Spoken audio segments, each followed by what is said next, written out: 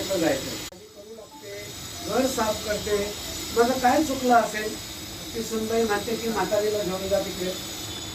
म्हातारा म्हणाला मी पण मुलांना शाळेत सोडतो, इलेक्ट्रिक बिल भरतो, कोणी आलं गेलं की चौकशी करतो, मुलाला शाळेत घेऊन आणतो, त्याला शिकवतो, नातवाला, हे सगळं मी करतो. तरी पण आपल्या दोघांनाही कशाला घेऊन जाणार आहेत. उद्या तुम्हाला गोळी द्यायची, तुम्ही राहाल पुरुषांच्या वार्डमध्ये, मी राहील स्त्रियांच्या वार्डमध्ये.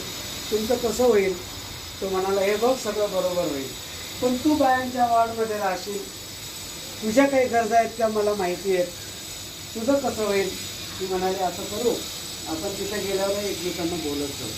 पण पोरगा कशा झाली, मुलगा आणि सून दोघे लवकर बाबा लवकर आटपा. चेहरे पडलेले झाले होते, दोघांचे हुंदके दाटून आले होते. या साहेब दोघांचे हुंदके दाटून आले होते.